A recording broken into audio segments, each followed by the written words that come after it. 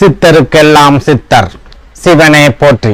நம்மளோட பதிவுகள்ல தொடர்ச்சியா 12 ராசிகளுக்குமான தை மாத ராசி பலன்களை பார்த்துட்டு வரோம். அதோட தொடர்ச்சியா நம்மளோட இந்த பதிவுல ராசி கட்டத்துல 10வது ராசியா இருக்கக்கூடிய நில ராசியான மகர ராசிக்கு இந்த தை மாதத்தோட கிரக நிலைகளும் கிரக பெயர்ச்சிகளும் என்ன மாதிரியான பலன்களை கொடுக்க போகுது அப்படிங்கறத பத்தி கொஞ்சம் சுருக்கமா பார்க்க போறோம்.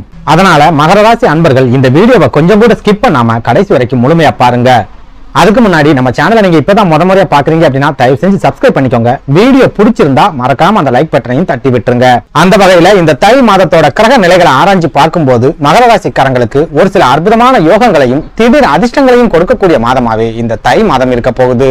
ஆனா மகர ராசிக்காரங்களோட கோபம் இந்த தை மாதத்துல கட்டுப்படுத்த முடியாத அளவுக்கு அதிகரிக்கும் அப்படிங்கறதால யோகங்களையும் அதிர்ஷ்டங்களையும் நீங்க அனுபவிக்க முடியாத அளவுக்கு ஒரு நெருக்கடியான நிலையும் இந்த தை மாசத்துல கட்டாயமா ஏற்படும். ஏன் கோபப்படுறோம், எதனால கோபப்படுறோம் அப்படின்னு உங்களாலேயே புரிஞ்சுக்க முடியாது. ஆனா கோபப்படவே கூடாத இடங்கள்ல எல்லாம் நீங்க கோபப்பட்டு அந்த கோபத்தால உங்களுக்கு வரக்கூடிய வாய்ப்புகளை எல்லாம் தவற விடுறதுக்கு அதிகமான வாய்ப்புகள் இருக்கு. அதாவது இந்த தை மாதம் முழுக்கவே சூரிய பகவான் உங்களோட ஜென்ம ராசியான மகர ராசியிலேயே சஞ்சாரம் பண்ண போறார். சூரியன் அப்படின்னாலே வேகம், சுறுசுறுப்பு, துணிச்சல், அளவுக்கு அதிகமான தன்னம்பிக்கை, முரட்டுத்தனமான அதே நேரம் கட்டுப்பாடு இல்லாத கோபம், என்னைய வீழ்த்துறதுக்கு இந்த உலகத்துல எவனுமே இல்லை அப்படிங்கிற ஒரு நினைப்பு, இந்த மாதிரியான விஷயங்களுக்கு எல்லாம் சூரிய பகவான் காரக கிரகமா இருக்கிறார். அப்படிப்பட்ட சூரிய பகவான் உங்களோட ஜென்ம ராசியில சஞ்சாரம் பண்ணக்கூடிய இந்த காலகட்டத்துல அவர் மூலமா ஒரு சில அற்புதமான யோகங்கள் உங்களுக்கு கண்டிப்பா கிடைக்கும். குறிப்பா மகர ராசிக்காரங்க ஏதாவது ஒரு பிரச்சனையை பார்த்து பயந்துகிட்டு இருக்கீங்க அப்படின்னா அந்த பிரச்சனையை சமாளிக்கக்கூடிய அளவுக்கு ரொம்ப அளவுக்கு அதிகமான மன உறுதியை சூரிய பகவான் கண்டிப்பா கொடுப்பார். இதனால எந்த பிரச்சனையா இருந்தாலும் சரி இந்த தை மாசத்துல உங்களால ரொம்ப சுலபமா சமாளிக்க முடியும். அந்த பிரச்சனைகள்ல இருந்து மீண்டு வரக்கூடிய சூட்சமத்தையும் உங்களால கத்துக்க முடியும். ஆனா மன உறுதியை கொடுக்கிற அதே சூரிய பகவான் கட்டுப்படுத்த முடியாத அளவுக்கு கோபத்தையும் கொடுத்து அந்த கோபத்தால உங்களுக்கு வரக்கூடிய வாய்ப்புகளை எல்லாம் நீங்க தவறவிடக்கூடிய ஒரு நெருக்கடியையும் கண்டிப்பா ஏற்படுத்துவார். இதனால மகர ராசிக்காரங்க எல்லா விஷயங்கள்லயுமே கட்டாயமா பொறுமையை கடைபிடிக்க வேண்டிய ஒரு மாதமாவே இந்த தை மாதம் இருக்க போகுது. இன்னும் சொல்ல போனா உங்க பொறுமையை சோதிக்கிற மாதிரியான சம்பவங்கள் உங்களை சுத்தி தொடர்ச்சியா நடந்துகிட்டே இருக்கும். அப்படி இல்லைன்னா உங்களை கோபப்படுத்துற மாதிரி எவனாவது ஒருத்தன் உங்ககிட்ட தொடர்ச்சியா பிரச்சனை பண்ணிக்கிட்டே இருப்பான். இந்த மாதிரி நெருக்கடியான நேரங்கள்ல நீங்க பொறுமையா இருந்தா மட்டும்தான் உங்களுக்கு கிடைக்கக்கூடிய வாய்ப்புகளும் யோகங்களும் சரியான நேரத்துல உங்களுக்கு கிடைக்கும். பொறுமையை முழுமையா இழந்துட்டு நீங்க அடிக்கடி கோபப்படுறீங்க அப்படின்னா உங்களுக்கு கிடைக்க வேண்டிய வாய்ப்புகளும் தவறி போகும். போதா குறைக்கு உங்களோட கோபத்தால நிறைய பிரச்சனைகளையும் ஒரு சில நெருக்கடிகளையும் கண்டிப்பா சந்திப்பீங்க.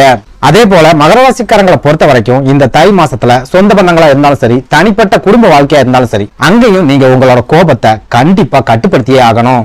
ஏன்னா கோபத்தால முழுக்க முழுக்க வீழ்ச்சிகளையும் அழிவுகளையும் சந்திக்கக்கூடிய ஒரு காலகட்டமாவே இந்த தை மாதம் அமைஞ்சிருக்கு. அதே போல சூரிய பகவான் ஜென்ம ராசியில இருக்கிறதால உங்க தந்தையோட உடல் ஆரோக்கியத்திலையும் உங்க வாழ்க்கை துணையோட உடல் ஆரோக்கியத்திலையும் கொஞ்சம் அதிகபட்ச கவனத்தை செலுத்திட்டு வாங்க. அடுத்ததா செவ்வாய் பகவானை பொறுத்த வரைக்கும் இந்த தை மாதத்தோட தொடக்கத்துல விரயஸ்தானம் அப்படின்னு சொல்லப்படுற தனுசு ராசியில சஞ்சாரம் பண்றார். விரயஸ்தானத்துல செவ்வாய் பகவான் இருக்கிறாரு அப்படின்னாலே உடல் ஆரோக்கிய பாதிப்புகளை ஏற்படுத்துவார், சின்ன சின்ன விபத்துக்களை ஏற்படுத்துவார், ரத்த காயங்களை ஏற்படுத்துவார். போதா குறைக்கு ஜாதகருக்கு ஒரு சில வம்பு வழக்குகளையும் செவ்வாய் பகவான் கட்டாயமா ஏற்படுத்துவார். அப்படி பார்க்கும்போது ஏற்கனவே சூரிய பகவான் ஜென்ம ராசியில இருக்கிறதால உங்க கோபத்தை அதிகப்படுத்தி ஒரு சில சிக்கல்களை உங்களுக்கு ஏற்படுத்துவார். விரயஸ்தானத்துல இருக்கிற செவ்வாய் பகவான் ரத்த காயங்களை ஏற்படுத்துவார். இது கூடவே நீதிமன்றம் சம்பந்தமான ஒரு சில வம்பு வழக்குகளையும் கட்டாயமா ஏற்படுத்துவார். இதனால மகர ராசி அன்பர்கள் இந்த தை மாசத்துல உங்க பொறுமையை இழக்கிறீங்க அப்படின்னா வழக்குகளை சந்திக்க போறீங்க அப்படின்னு அர்த்தம். இது கூடவே விரயஸ்தானத்துல இருக்கிற செவ்வாய் பகவான் உங்களோட சகோதரர்கள் மூலமா ஒரு சில தவிர்க்க முடியாத விரய செலவுகளையும் கண்டிப்பா ஏற்படுத்துவார். குறிப்பா உங்க கூட பிறந்தவங்களோட உடல் ஆரோக்கியத்துல ஏதாவது பாதிப்புகள் ஏற்படலாம். அப்படி இல்லைன்னா அவங்க மூலமா ஏதாவது பிரச்சனைகள் ஏற்பட்டு அது மூலமா விரைய செலவுகளை சந்திக்கலாம். அதை விட முக்கியமா உங்களுக்கும் உங்க கூட பிறந்தவங்களுக்கும் இடையில சண்டை சச்சரவுகள் உருவாக கூட இந்த தை மாசத்துல அதிகமான வாய்ப்புகள் இருக்கு. அதே நேரம் மாதத்தோட பிற்பகுதியில அதாவது தை மாதம் 21ஆம் தேதிக்கு அப்புறமா செவ்வாய் பகவான் உங்களோட ஜென்ம ராசியான மகர ராசிக்கு பயிற்சியாக போறார். மகர ராசி செவ்வாய் பகவானுக்கு உச்ச வீடு அப்படிங்கறதால உச்சம் பெற்ற செவ்வாயா சூரிய பகவானோட இணைஞ்சு சஞ்சாரம் பண்ண போறார். உச்சம் பெற்ற செவ்வாய் பகவான் சூரிய பகவானோட இணையறதால ருசக யோகம் அப்படிங்கிற அருமையான ராஜ யோகம் உருவாகுது. அதுலயும் முக்கியமா இந்த ராஜ யோகம் உங்களோட ஜென்ம ராசியான மகர ராசியிலே உருவாகிற காரணத்தால மகர ராசிக்காரங்க ஏகப்பட்ட நன்மைகளையும் ஒரு சில அதிர்ஷ்ட வாய்ப்புகளையும் அடைய போறீங்க. குறிப்பா இந்த யோகம் தொழில் ரீதியா ரொம்ப ரொம்ப சிறப்பான முன்னேற்றங்களை கொடுக்கும். அதாவது நீங்க சொந்த தொழில் அல்லது வியாபாரம் செஞ்சுக்கிட்டு இருக்கீங்க அப்படின்னா இந்த தை மாதத்தோட பிற்பகுதியில திடீர் முன்னேற்றங்களையும் திடீர் லாபங்களையும் கண்டிப்பா எதிர்பார்க்கலாம். அதே போல மாதத்தோட தொடக்கத்துல செவ்வாய் பகவான் விரயஸ்தானத்துல இருந்ததால நிறைய விரய செலவுகளை சந்திச்சுட்டு வருவீங்க. அதே நேரம் மாதத்தோட பிற்பகுதியில இந்த ருசக யோகத்தால உங்களோட வாழ்க்கையில பெரிய அளவிலான முன்னேற்றங்கள் ஏற்பட போகுது. இன்னும் சொல்ல போனா பண வரவு நீங்க எதிர்பார்க்கறத விட 2 மடங்கு அதிகரிக்கக்கூடிய காலகட்டமா இந்த தை மாதத்தோட பிற்பகுதி இருக்க போகுது. செவ்வாய் பகவான் பாப கிரகமாவே இருந்தாலும் உங்க ராசிக்கு 4 மற்றும் 11ஆம் வீட்டுக்கு அதிபதியான அவர் உச்சம் அடைகிறாரு அப்படின்னா எண்ணற்ற யோகங்களும் திடீர் லாபங்களும் உங்களுக்கு வரப்போகுது அப்படின்னு அர்த்தம். இதனால தொழில் சம்பந்தமா எந்த விதமான முயற்சிகளை செய்யறதா இருந்தாலும் சரி, இந்த தை மாதத்தோட பிற்பகுதியில ஆரம்பிக்கிறீங்க அப்படின்னா சிறப்பான முன்னேற்றங்களை எதிர்பார்க்கலாம். இது கூடவே உத்தியோகத்துல இருக்கிற மகர ராசிக்காரங்களுக்கும் சூரியன் செவ்வாய் சேர்க்கை ஒரு சில வாய்ப்புகளை ஏற்படுத்தி கொடுக்கும். குறிப்பா நீங்க வேலை மாற்றத்தை எதிர்பார்க்கறீங்க அப்படின்னா வேலை மாற்றம் கிடைக்கும். பதவி உயர்வு எதிர்பார்க்கறீங்க அப்படின்னா பதவி உயர்வும் கண்டிப்பா கிடைக்கும். இது கூடவே திருமணமாகி குழந்தை இல்லாம தவிச்சிட்டு வரக்கூடிய மகர ராசிக்காரங்களுக்கும் இந்த தை மாதத்தோட பிற்பகுதி ரொம்ப ரொம்ப அற்புதமான காலகட்டமா இருக்க போகுது. குறிப்பா செவ்வாய் மற்றும் சூரிய பகவானோட சேர்க்க குழந்தை இல்லாத தம்பதிகளுக்கு குழந்தை பாக்கியத்தை ஏற்படுத்தி கொடுக்கும். அதே போல மாதத்தோட தொடக்கத்துல ஒரு சில உடல் ஆரோக்கிய பாதிப்புகளையும் அது மூலமா விரைய செலவுகளையும் சந்திச்சுட்டு வரக்கூடிய மகர ராசிக்காரங்களுக்கு மாதத்தோட பிற்பகுதியில உடல் ஆரோக்கியத்துல சிறப்பான முன்னேற்றங்கள் கிடைக்கும்.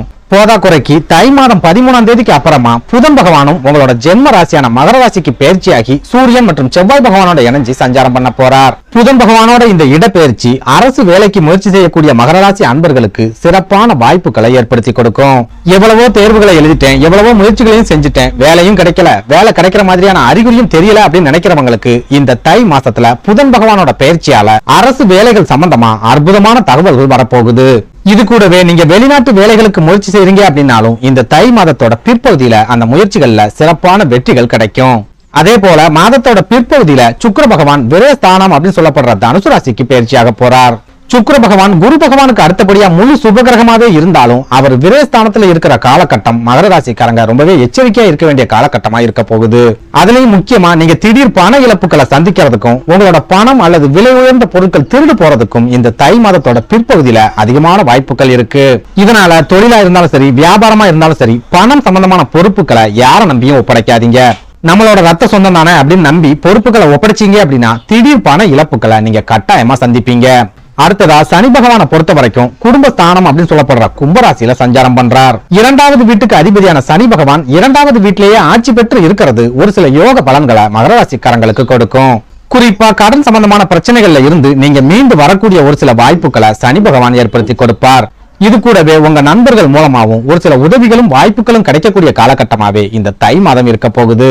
அதே நேரம் குரு பகவானை எடுத்துக்கிட்டோம் அப்படின்னா 4வது வீடான சுகஸ்தானம் அப்படின்னு சொல்லப்படுற மேஷராசியில சஞ்சாரம் பண்றார். மேஷராசியில இருக்கிற குரு பகவான அர்த்தாஷ்டம குரு அப்படின்னு சொல்லுவாங்க. இந்த அர்த்தாஷ்டம குரு 4வது வீட்டுல இருக்கிறதால உங்க தாயோட உடல் ஆரோக்கியத்துல ஒரு சில தவிர்க்க முடியாத பாதிப்புகளை கண்டிப்பா ஏற்படுத்துவார். இது கூடவே பணம் கொடுக்கல் வாங்கல் சம்பந்தமான விவகாரங்கள்லையும் குரு பகவான் ஒரு சில சிக்கல்களையும் திடீர் நெருக்கடிகளையும் கண்டிப்பா ஏற்படுத்துவார். இதனால யாருக்கும் பணம் கொடுக்கறதா இருந்தாலும் சரி, வாங்குறதா இருந்தாலும் சரி, முறையான கணக்கு வழக்குகளை வச்சுக்கோங்க. இது கூடவே உத்தியோகத்துல இருக்கிற மகர ராசிக்காரங்களுக்கும் விரயஸ்தானத்துல இருக்கிற சுக்கிர பகவான் ஒரு சில நெருக்கடிகளை ஏற்படுத்துவார். குறிப்பா உங்க கூட வேலை பார்க்கறவங்க மூலமா ஒரு சில பிரச்சனைகளை நீங்க சந்திக்கிறதுக்கும் செய்யாத தப்புக்கு வீண் பழிகளை சுமக்கிறதுக்கும் அதிகமான வாய்ப்புகள் இருக்கு. அடுத்ததா மகர ராசிக்காரங்களோட குடும்ப வாழ்க்கையை பொறுத்த வரைக்கும் பெரிய அளவுக்கான நெருக்கடிகளோ அல்லது சிக்கல்களோ இந்த தை மாசத்துல இருக்காது. இன்னும் சொல்ல போனா உங்க குடும்பத்துல இருக்கிறவங்க கிட்ட நீங்க கோபப்படாம இருந்துட்டீங்க அப்படின்னாலே உங்க குடும்ப வாழ்க்கையில மகிழ்ச்சியையும் சந்தோஷத்தையும் எதிர்பார்க்கலாம். ஒருவேளை வெளியில கோபப்படுற மாதிரி குடும்ப வாழ்க்கையிலையும் கோபப்பட்டீங்க அப்படின்னா கண்டிப்பா சின்ன சின்ன பிரச்சனைகள் ஏற்படும். சுருக்கமா சொல்றதா இருந்தா இந்த தை மாசத்துல மகர ராசிக்காரங்க அமைதியா இருந்தா ஆர்ப்பாட்டமான வெற்றிகளை அடையலாம். அமைதியை இழந்து கோபப்பட்டுட்டீங்க அப்படின்னா தொடர்ச்சியான நெருக்கடிகளை கண்டிப்பா சந்திப்பீங்க. நன்றி, வணக்கம்.